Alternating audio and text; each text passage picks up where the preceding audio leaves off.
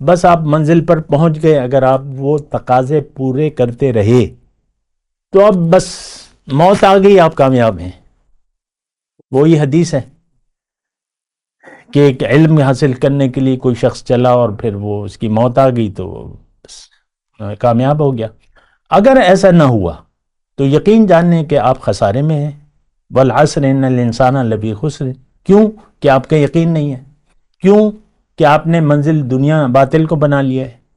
دنیا کے لیے آپ کوششیں کر رہے ہیں. آپ اپنے دیکھیں یہ خود احتسابی ہے. آپ کے دماغ میں کیا ہے, دل میں کیا ہے. دنیا ہے تو آپ ناکام ہیں. اللہ اکبر اللہ اکبر اللہ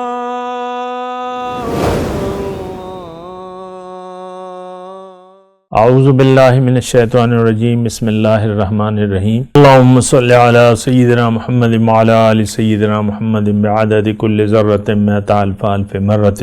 سامعین و ناظرین اکرام، السلام علیکم ورحمۃ اللہ وبرکاتہ. آج کا ہمارا موضوع یہ ہے کہ ہمیں کیسے معلوم ہوگا اپنے سفر کا. دیکھیں دنیا میں یہ بات بڑی سادہ سی ہے. پیدائش سے لے کر موت تک ایک سفر ہے جو جاری و ساری ہے. کل نفس ذائقۃ الموت. تو موت تو ایک ایسی حقیقت ہے جس کو ہم جھٹلا نہیں سکتے. ایک آدمی ٹھیک ٹھاک ہوگا پھر مرا ہوگا. موت تو اٹل ہے، حقیقت ہے. خیر بہرحال میں یہ کہہ رہا ہوں کہ ہمیں دیکھیں گزشتہ نشست میں ہم نے بات کی تھی ایمان کی. اب ایمان دنیا میں آ کے انسان ایک سفر کرتا ہے، اور یہ بات موضوع میں نے تھوڑا سا بدل لیا ہے لیکن بات وہی ہے. اگر اس کا یقین ہو اپنی حقیقت پر اور اپنی منزل پر، اور پھر یہ اللہ کو منزل بنا لے، اللہ کی طرف رخ کر لے، اور آخرت پر جو روز جزا پر یقین کر لے کہ بھئی میرے ہر عمل لکھا جا رہا ہے اور اس کا ایک نتیجہ مجھے اچھا یا برا ملے گا. یہ یقین کی بات ہے، اور یقین ہو اس کا آخرت پر.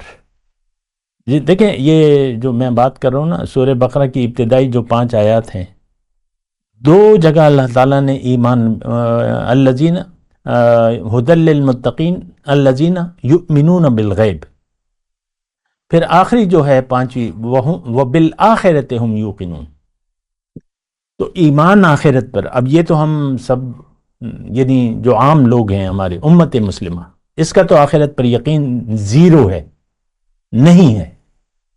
آپ اس کو جھٹلائیں یا نہ جھٹلائیں. اب میرے یہ کب سے کہہ رہا ہوں، لیکن کوئی معاشرے میں تو کوئی ہڑبڑی نہیں پیدا ہو رہی کہ بھئی یہ تم کیا کہہ رہے ہو. حالانکہ ایک جملہ آپ کہہ دیں نا کوئی بات تو ہڑبڑی ہو جاتی ہے، وائرل ہو جاتی ہے. یہ بات اس نے کہی ہے. یہ بات تو میں کب سے کہہ رہا ہوں کہ آج امت مسلمہ کا آخرت پر یقین نہیں ہے، لیکن وائرل ہی نہیں ہو رہی یہ بات. لوگوں کو پتہ ہے کہ ہمارا یقین نہیں ہے. تو دیکھیں میں اپنے سفر کی بات کر رہا ہوں، ایمان کی میں بات کر رہا ہوں. دنیا میں آ کے انسان اگر اپنی منزل سوچ سمجھ سے کام لیتا ہے، یتفکرون فی خلق السماوات والارض ربنا ما خلقت ھذا باطلا.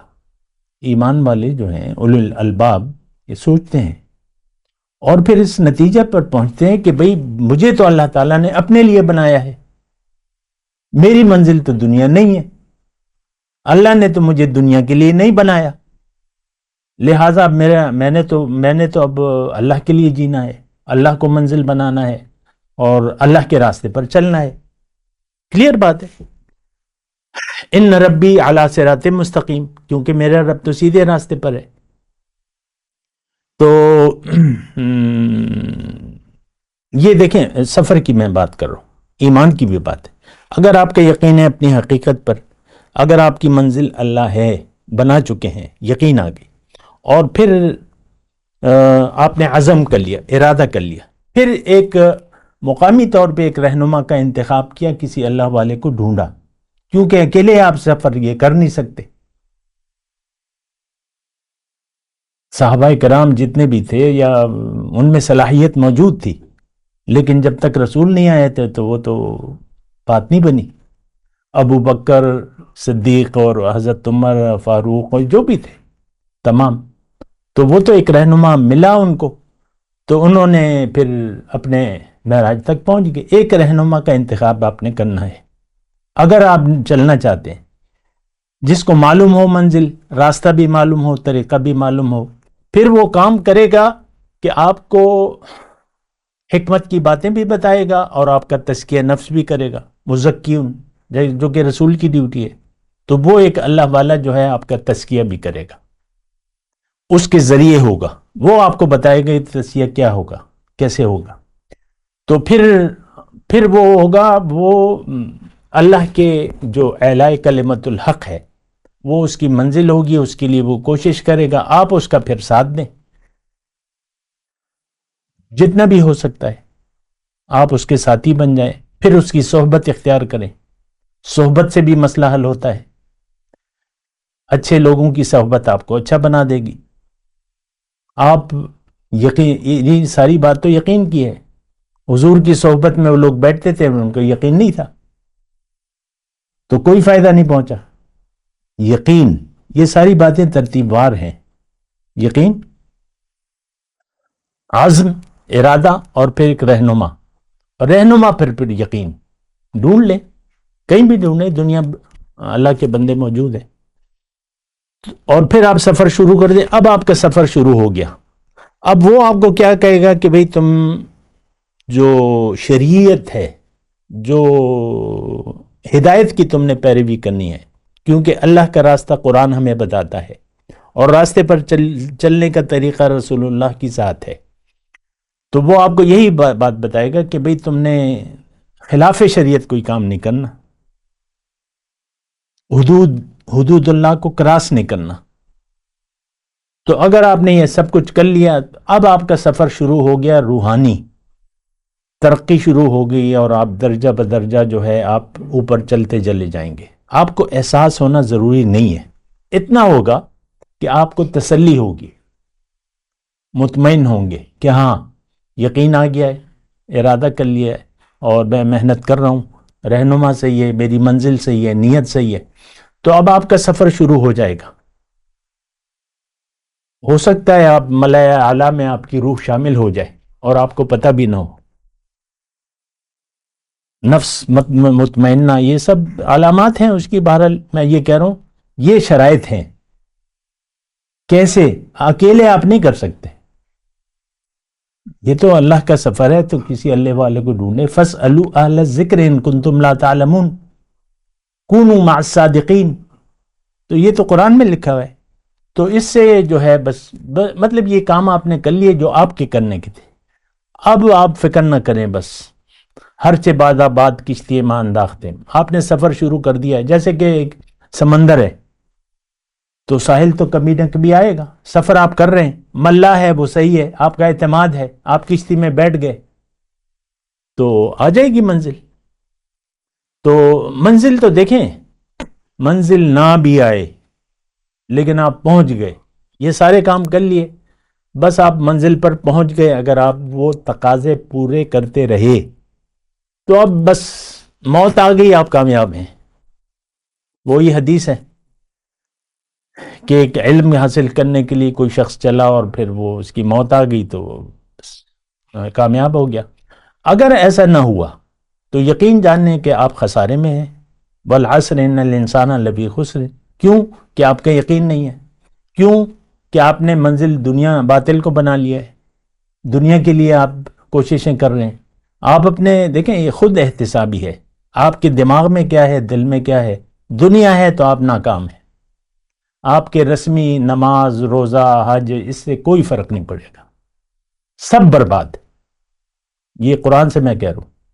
منافقین کے بارے میں سورہ محمد میں، بلکہ سارے قرآن میں ہے کہ ان کے اعمال ضائع ہو گئے، حبطت اعمالو، بڑی واضح ہے، اس میں تو کوئی وہ نہیں ہے۔